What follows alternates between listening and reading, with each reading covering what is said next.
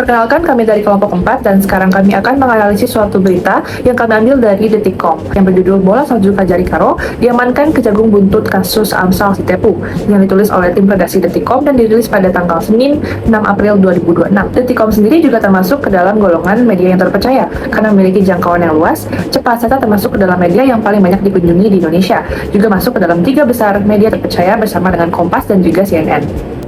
Secara isi, fakta utama dalam kasus ini adalah Amsal Sitepu dituntut 2 tahun penjara dalam kasus dugaan korupsi, tetapi hakim memutuskan untuk vonis bebas. Setelah itu muncul dugaan pelanggaran etik oleh jaksa, sehingga Kejaksaan Agung menarik Kajari Karo dan juga tim untuk kembali diperiksa. Secara evaluasi, berita ini informatif dan juga kredibel, namun masih memiliki keterbatasan karena belum menyajikan hasil yang akhir dan lebih banyak menampilkan sudut pandang dari institusi.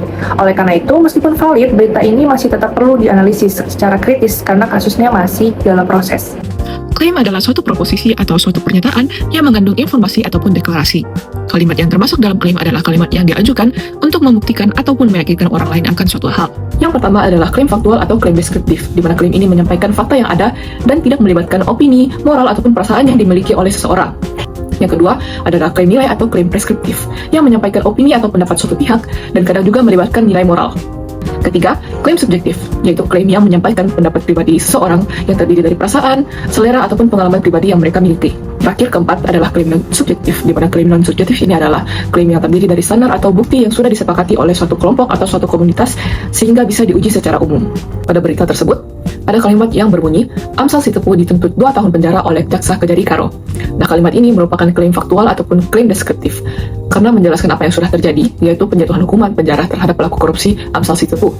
Selanjutnya, ada kalimat yang berbunyi, Habibur Rahman menegaskan setiap orang memiliki hak untuk merdeka.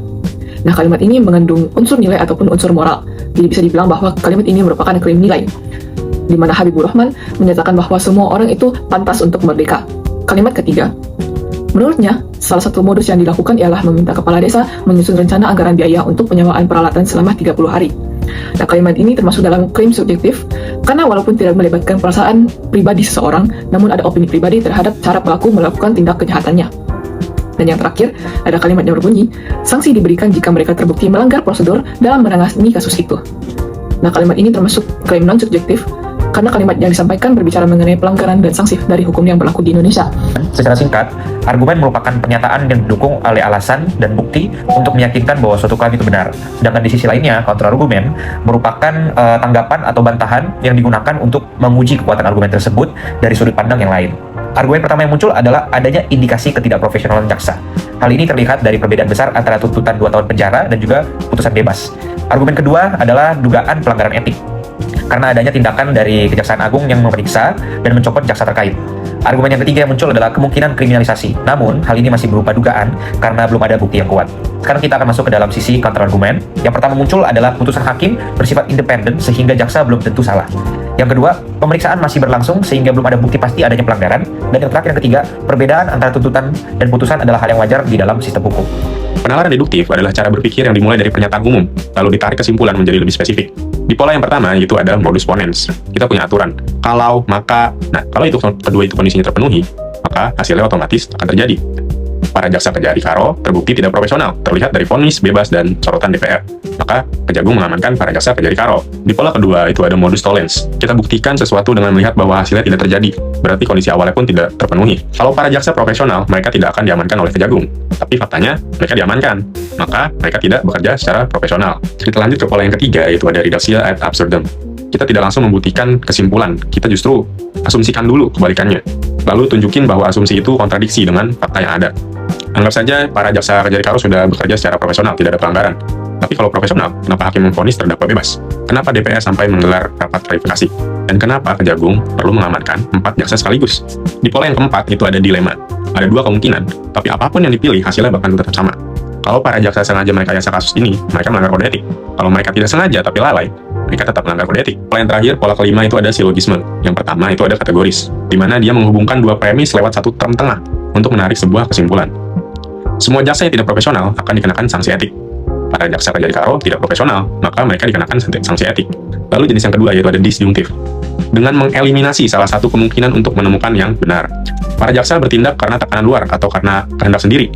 tapi tidak ada bukti ada tekanan dari luar, maka mereka bertanggung jawab penuh atas keputusan mereka sendiri. Jenis yang ketiga yaitu ada hipotesis. Kalau jaksa tidak profesional, maka hakimnya memvonis bebas. Kalau hakim memvonis bebas, maka publik pasti mempertanyakan kinerja para jaksa. Argumen induktif adalah argumen yang kesimpulannya dihasilkan dari premis-premis yang berupa pernyataan khusus. Yang pertama adalah analogi. Analogi adalah argumen yang membandingkan dua hal yang serupa atau mirip untuk menjelaskan sesuatu. Contoh kalimat itu bisa diambil dari kutipan Habibur Rahman yang berbunyi, kalau mobil macet, ya jangan 5 jam, 5 menit saja. Kalau orang memiliki hak untuk dikeluarkan dari rutan penahanannya, kita harus laksanakan. Nah, kenapa kalimat ini disebut analogi? Karena kalimat ini membandingkan keterlambatan pembebasan penahanan dengan keterlambatan di lalu lintas yang menunjukkan bahwa keterlambatan sekecil apapun itu tidak bisa dibenarkan. Yang kedua adalah generalisasi induktif, yaitu argumen yang menarik kesimpulan umum dari beberapa kejadian-kejadian yang spesifik.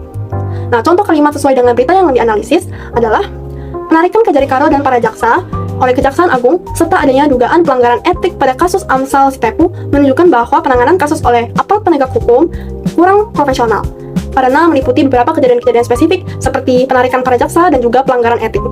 Kemudian yang ketiga adalah kausalitas, yaitu argumen yang memiliki hubungan sebab akibat. Contoh dalam berita yang kami analisis, kalimat itu bisa berbunyi, kalau terbukti melanggar dan tidak profesional, maka akan ada tindakan etik dari internal terhadap mereka. Argumentum ad baculum adalah kesesatan berpikir ketika seseorang menggunakan ancaman, tekanan, atau rasa takut untuk membuat orang lain menerima suatu pendapat. Aspek ini bisa dikaitkan dengan dugaan intimidasi yang menjadi salah satu perhatian Komisi 3 DPR. Apabila ada pihak yang mengatakan, ikuti saja proses ini, jangan melawan, nanti akan lebih sulit, maka itu bisa mengarah pada argumentum ad baculum.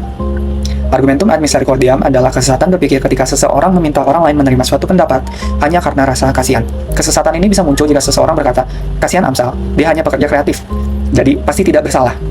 Kalimat seperti itu belum tentu tepat secara logika. Argumentum ad populum adalah kesesatan berpikir ketika seseorang menganggap sesuatu pendapat benar hanya karena banyak orang percaya atau mendukung pendapat tersebut. Misalnya, karena banyak orang membela Amsal, berarti semua jaksa pasti salah. Atau sebaliknya, karena ini kasus korupsi, berarti terdakwanya pasti bersalah. Argumen bayangan atau strawman adalah kesesatan berpikir ketika seseorang mengubah atau melebih-lebihkan pendapat lawan, lalu menyerang versi yang sudah diubah itu. Dalam kesimpulan rapat, Komisi 3 juga menyoroti adanya narasi yang seolah-olah menggambarkan DPR mengintervensi proses hukum. DPR membahas kasus ini berarti DPR ingin membebaskan Amsal. Padahal dari berita yang dibahas adalah evaluasi penanganan perkara dan dugaan pelanggaran prosedur. Ignoratio elenchi adalah kesesatan berpikir ketika seseorang memberikan kesimpulan yang tidak menjawab inti masalah. Elenchi misalnya ketika pembahasan utama tentang evaluasi prosedur malah digeser menjadi ini hanya intervensi terhadap proses hukum. Padahal yang sedang dipertanyakan adalah profesionalitas penanganan perkara, bukan sekadar siapa yang ikut mengkritik. Lereng licin atau slippery slope adalah kesesatan berpikir ketika seorang menganggap satu kejadian akan otomatis menyebabkan akibat besar yang berantai. Misalnya, kalau kasus Amsal dipersoalkan, nanti semua kasus korupsi akan gagal diproses. Pernyataan itu terlalu jauh. Mengkritik atau mengevaluasi satu kasus tidak otomatis membuat semua penegakan hukum menjadi gagal. Argumentum ad hominem adalah sebuah kesalahan atau kesalahan berpikir ketika argumen mulai mengarah secara pribadi, bukan membahas argumennya. Nah, dalam kasus ini, setelah Amsal Sitepu divonis bebas dan muncul dugaan bahwa jaksa tidak profesional dan melanggar etik. Masalahnya, kalau tuduhan ini langsung mengarah ke pribadi jaksa, misalnya dianggap tidak kompeten tanpa bukti yang jelas, maka ini bisa menjadi argumen ad hominem. Argumentum ad ignorantiam. Ini adalah kesalahan atau kesalahan pikir ketika suatu argumen dianggap benar hanya karena belum terbukti salah atau sebaliknya. Dalam kasus ini, Amsal ditetapkan sebagai tersangka karena dugaan makar pelanggaran. Salah satu argumennya, kegiatan tidak sampai 30 hari, sehingga dianggap terjadi kelebihan pembayaran. Namun, jika logikanya adalah karena belum terbukti tidak korupsi, jika dia dianggap korupsi, ini adalah kesempatan berpikir. Argumentum ad analogon adalah penggunaan analogi dalam argumen yang tidak tepat. Dalam berita, kasus ini disebut sebagai berkembang seperti bola salju. Artinya, kasus ini dianggap akan berkembang besar dan menyeret banyak pihak. Masalahnya, analogi bola salju tidak selalu relevan dengan kenyataan. Tidak semua kasus pasti berkembang seperti itu. Analogi ini bisa membentuk persepsi publik tanpa dasar bukti yang kuat. Red herring atau pemberian pengertian. Argumen ini terjadi ketika seseorang melihatkan pembahasan dari isu utama ke hal lainnya kurang relevan. Dalam berita ini, saat ditanya soal keterlambatan pembahasan Amsal, jawabannya adalah karena jarak dari Karo ke Medan sekitar 2 jam. Padahal pertanyaan utamanya adalah mengapa hak seseorang terlambat diberikan. Dengan menjawab soal jarak, fokus pembahasan jadi bergeser dari tanggung jawab prosedural ke alasan teknis. Argumentum ad verecundiam. Ini adalah sebuah kesalahan berpikir ketika suatu argumen dianggap benar hanya karena didukung oleh otoritas atau ahli. Dalam berita, Kajari Karo mengatakan, menurut ahli, editing, cutting, dan dubbing dianggap sebagai kerugian. Di sini, pendapat ahli dijadikan dasar untuk menyimpulkan adanya korupsi. Masalahnya, pendapat ahli tidak otomatis benar kalau tidak diuji secara menyeluruh. Sekian analisis berita dari kelompok kami. Terima kasih sudah menonton.